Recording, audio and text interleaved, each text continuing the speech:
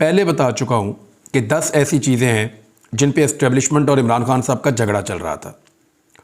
और पहले बताने की वजह भी ये थी ताकि जब रिजीम चेंज ऑपरेशन हो जाए तो फिर ये सनद रह जाए। मैंने उस वीलॉग को भुगता भी था और मेरे ऊपर बहुत ज़्यादा प्रेशर भी डाला गया था कि इस वीलॉग को डिलीट कर दिया जाए, लेकिन वो मौजूद है और आप उसको आज भी सुन सकते हैं। मैंने आपको वो डाटा निकाल कर उसका सुनाया भी है। यानी उस्मान बुज़दार के ऊपर एस्टेब्लिशमेंट और इमरान खान साहब में एक टसल थी। नवाज शरीफ साहब के साथ जो डील हुई वो पाकिस्तान से बाहर गए, ये मामला था। मरीम नवाज़ को इमरान खान ने नहीं जाने दिया।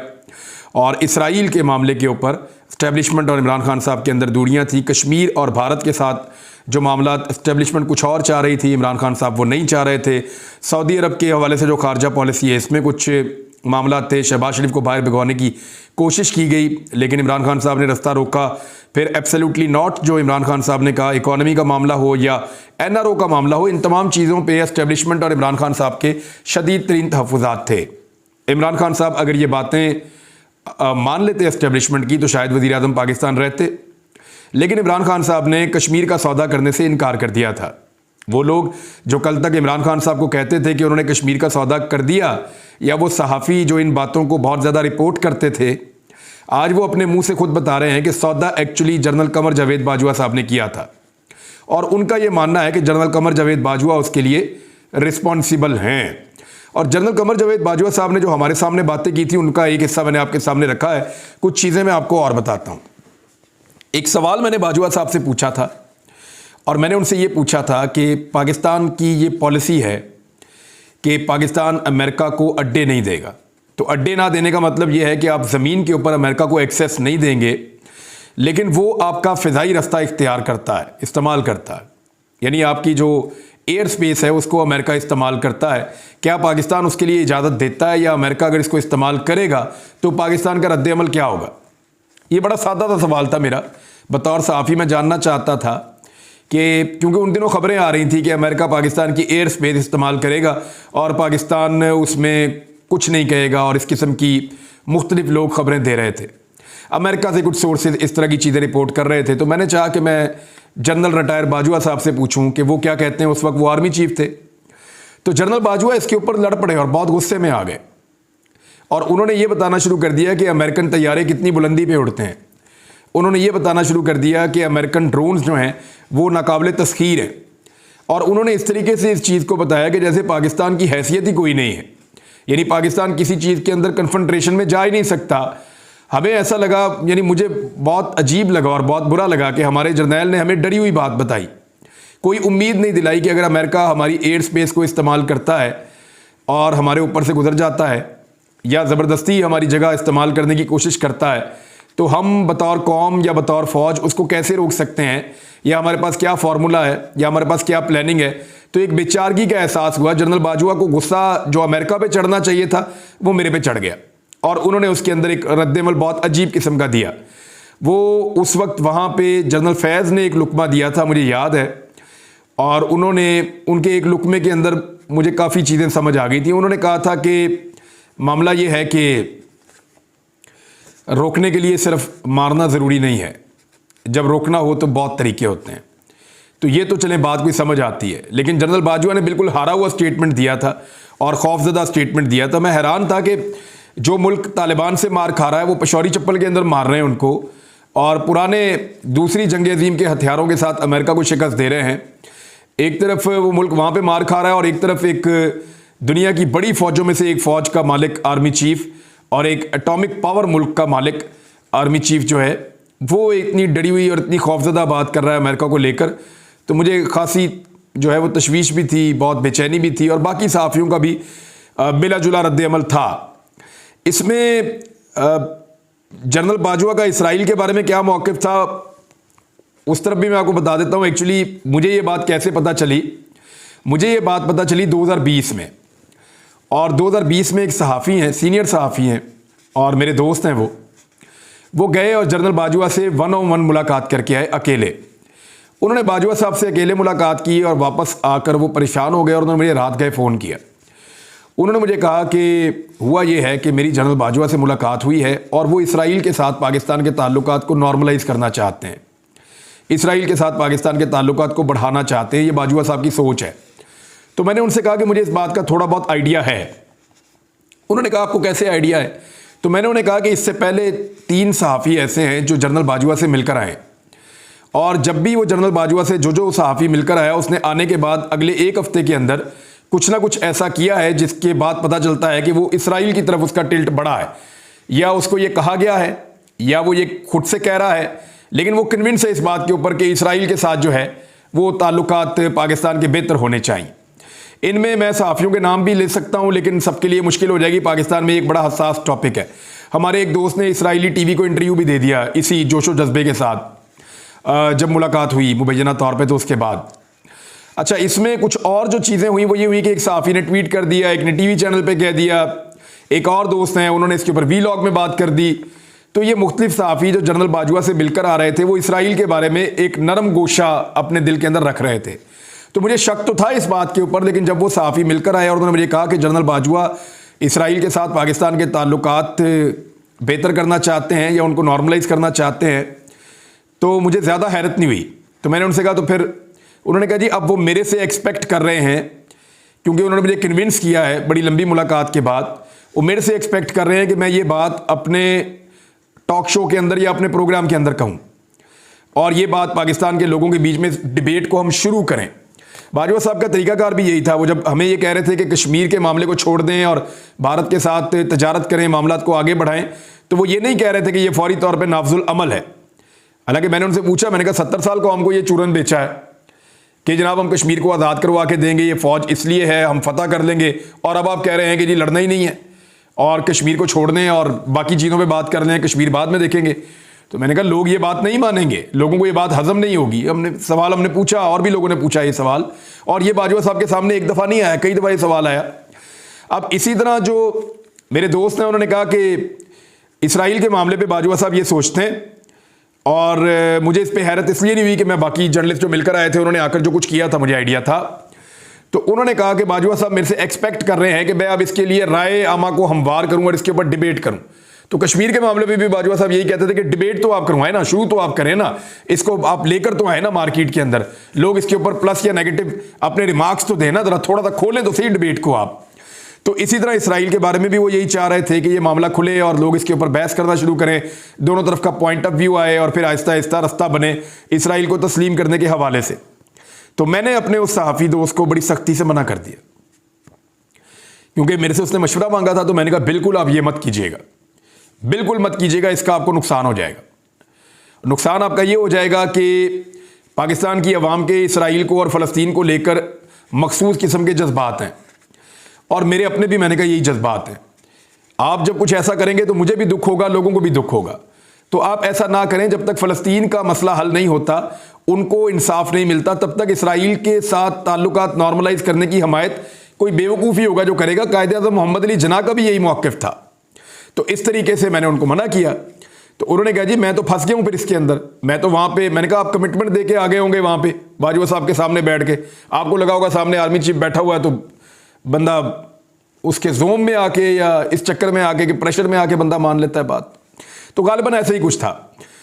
तो उस पर मैंने उनको फिर ये मशवरा दिया कि आपका कोई बड़ा इंटरव्यू आ रहा है। तो उन्होंने कहा जी मेरा एक इंटरव्यू आ रहा है प्राइम मिनिस्टर ऑफ पाकिस्तान के साथ। तो मैंने उन्हें कहा कि आप वहाँ पे ये सवाल पूछ लें इसराइल से लेकर कि इसराइल के साथ पाकिस्तान के ताल्लुकात नॉर्मलाइज करने पे आपकी राय क्या है, तो आपकी जान भी छूट जाएगी। बहरहाल वो मामला जो है वो इसी तरह हुआ। इमरान खान साहब ने साफ इनकार कर दिया, मैंने भी उनसे ये सवाल किया और कामरान खान साहब ने भी उनसे ये सवाल किया। तो इमरान खान साहब ने कहा मैं अपने अल्लाह को क्या जवाब दूंगा अगर मैं ये करूँगा। तो फ़लस्तीन के अंदर जो मुसलमान हैं उनको तो उनका हक़ नहीं मिला, तो मैं फिर क्या अपने अल्लाह को जवाब दूंगा। तो उन्होंने ऐसे करके कहा। तो ये एक और बड़ी वजह थी इख्तलाफात की कि जनरल बाजवा कुछ और सोचते थे इसराइल को लेकर और इमरान खान साहब कुछ और सोचते थे इसराइल को लेकर, कश्मीर को लेकर भी। तहरीक लब्बैक के खिलाफ जनरल बाजवा ने हमें बहुत उकसाया, हमें बहुत कहा, और ये सारे सहाफ़ी गवाही देंगे। तहरीक लब्बैक जिसको इस्तेमाल किया जाता है एस्टेब्लिशमेंट की जानिब से और बार बार इस्तेमाल किया जाता है, तहरीक लब्बैक वाले ज़रा कान खोल के सुन लें कि जब जनरल बाजवा से और पूछ लें उन 2 दर्जन सहाफ़ियों से, सारे इसकी गवाही देंगे।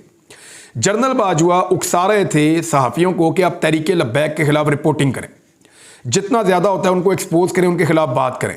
उस वक्त तहरीक लब्बैक जो है इन्होंने डंडा सोटा पकड़ा हुआ था, ये लोगों को फेंटे लगाते थे, हर जगह के ऊपर इन्होंने जो है वो एहतजाज के दौरान तोड़ फोड़ की हुई थी। तो ये बात भी मैंने भी जनरल बाजवा साहब से कहा कि ये एक ऐसी चीज़ है बाजवा साहब, आप तो इसको झेल लेंगे, लेकिन जो आम लोग हैं पाकिस्तानी, उनके लिए मुश्किलात बढ़ जाएंगी। मजहबी जुनूनियत मुल्क के अंदर नहीं होनी चाहिए, और इसका नुकसान ये है कि शहरों को एकदम आग लग जाएगी और आप कंट्रोल नहीं कर पाएंगे।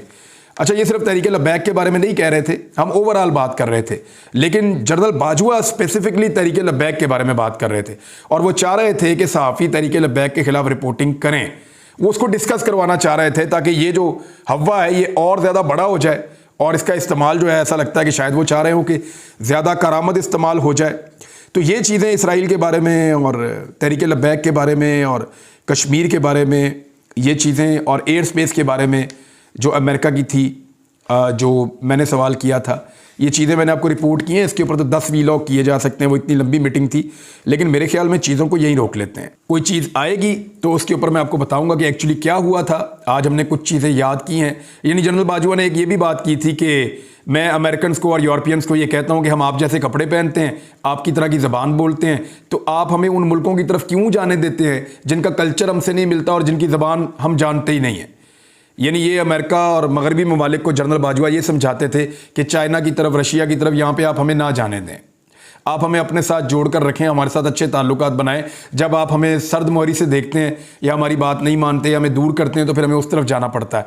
तो ये सबको गोलियां फिट करते थे जनरल बाजवा। वो अपने मुंह से खुद कह चुके हैं कि मैं सारों को गोलियां फिट करता था, सबको कोई ना कोई मैं आसरा देकर रखता था। लेकिन आप एक चीज़ पे गौर कीजिए, एक तरफ एस्टेब्लिशमेंट पाकिस्तान की भारत के साथ पिंगे चढ़ा रही थी, और दूसरी तरफ इमरान खान साहब के ऊपर अपने मीडिया और अपोजिशन के जरिए से ये इल्ज़ामात लगवाए जा रहे थे कि इसने कश्मीर का सौदा कर दिया।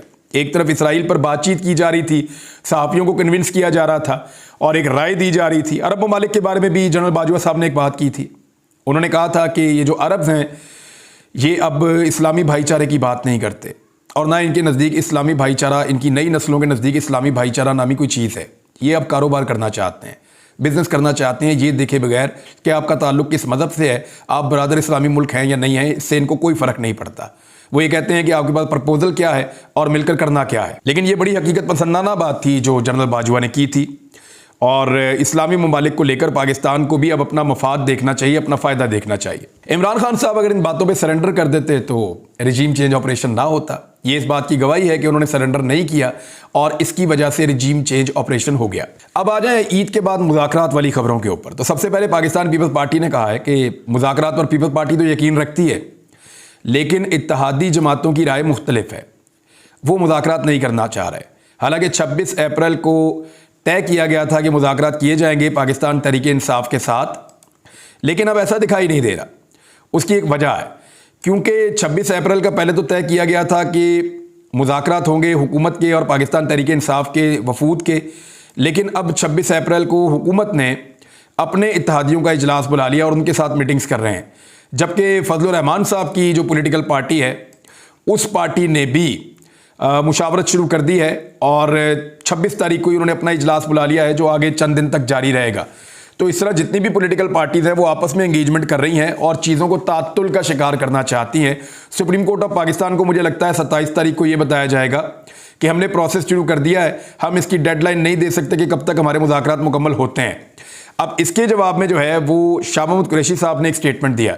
उन्होंने कहा सियासी जमातों में गुफ्तगू आगे ना बढ़ी तो 14 मई को इलेक्शन का फैसला बरकरार रहेगा, और 14 मई को पाकिस्तान में फिर इलेक्शन होंगे, खासतौर पे पंजाब में जो इलेक्शन होने जा रहे हैं। राणा सनाउल्लाह साहब का ये कहना है कि सुप्रीम कोर्ट के चंद घंटों में मुज़ाकरात और नतीजे के फैसले से कशीदगी बढ़ गई है। अब चंद घंटे तो नहीं है, अब आप देख लें कि 6 या 7 दिन का टाइम दिया है सुप्रीम कोर्ट ऑफ पाकिस्तान ने। जितनी छुट्टियाँ उनके अंदर आप मुज़ाकरात कर सकते हैं। रोज़ाना आप पॉलिटिकल स्टेटमेंट्स दे रहे हैं तो पॉलिटिकल मुज़ाकरात भी आप कर सकते हैं। पाकिस्तान की खातिर अगर आप 2 छुट्टियाँ अपनी कम भी कर दें तो कोई फ़र्क नहीं पड़ता, और मुज़ाकरात के ज़रिए चंद दिनों में आप किसी नतीजे पर पहुँच सकते हैं। लेकिन आप नतीजे पर ना पहुँचना चाहें तो फिर आप 1 महीने तक नतीजे पे नहीं पहुँच सकते, 1 साल तक नतीजे पर नहीं पहुँच सकते।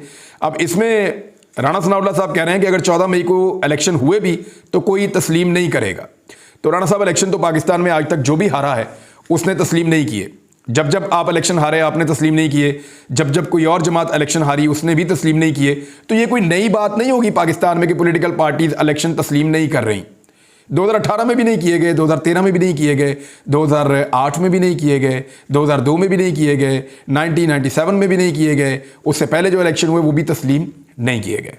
तो कोई फर्क नहीं पड़ेगा। यहां पे इमरान खान साहब ने एक बात कर दी है कि अगर हुकूमत ने सुप्रीम कोर्ट का फैसला नहीं माना, यानी इमरान खान साहब इस नतीजे पर पहुंच गए हैं कि मामला सुप्रीम कोर्ट के फैसले पर ही जाएगा, उन्हें इस बात का यकीन है कि मुज़ाकरात की कामयाबी होती हुई दिखाई नहीं दे रही। मुज़ाकरात इसलिए भी कामयाब नहीं हो सकते कि हुकूमती जमातें संजीदा नहीं हैं, वो इलेक्शन में जाना नहीं चाहते और मुज़ाकरात इलेक्शन की तरफ लेकर जाते हैं। वो ये चाहते हैं कि कम से कम अक्टूबर तक का उनको टाइम मिल जाए, लेकिन इमरान खान साहब चाहते हैं कि मई जून इसके अंदर इलेक्शन हो जाए। और जो बीच का रास्ता निकालने वाले लोग हैं या जो लोग ये चाहते हैं कि कोई रास्ता निकले, पाकिस्तान आगे बढ़े, उन सबका ये सोचना है कि जुलाई और अगस्त में पाकिस्तान में इंतखाबात करवा दिए जाएं और सारे के सारे इंतखाबात इकट्ठे करवा दिए जाएं। इमरान खान साहब को ये पता है कि हुकूमत बात नहीं मानेगी और उनको ये भी पता है कि उसके बाद इलेक्शन जो है वो सुप्रीम कोर्ट ऑफ पाकिस्तान के फैसले के मुताबिक होना चाहिए और होगा। तो उन्होंने अब एक ऐलान कर दिया, उन्होंने कहा हुकूमत ने सुप्रीम कोर्ट का फैसला नहीं माना तो मैं कौम को सड़कों पर निकालूंगा। यानी इमरान खान साहब ने एक और तहरीक का इंदिया दे दिया है और ये जो तहरीक है ये वकला की तहरीक भी होगी, याद रखिएगा। वकला की, सिविल सोसाइटी की, इनकी तहरीक भी होगी और ये एक तरह की अदलिया बहाली की तहरीक की तरह की तहरीक होगी, क्योंकि सुप्रीम कोर्ट ऑफ पाकिस्तान के फैसले पर अमल दरामद ना करके न सिर्फ तौहीन अदालत की जाएगी बल्कि पाकिस्तान के पूरे निज़ाम इंसाफ को चैलेंज कर दिया जाएगा सियासी माफियाज की जानिब से, सिर्फ अपनी सियासी शिकस्त से बचने के लिए। तो ऐसी सूरत हाल में एक तहरीक चलाना लाजिम हो जाएगी पाकिस्तान के वकला पे और पाकिस्तान की आवाम के ऊपर। तो एक तहरीक आप चलती हुई देखेंगे अगर सुप्रीम कोर्ट का फैसला ना माना गया और सियासी जमातें किसी नतीजे पर ना पहुंची तो। अब तक के लिए इतने, अपना ख्याल रखिएगा, अपने चैनल का भी। अल्लाह हाफ़िज़।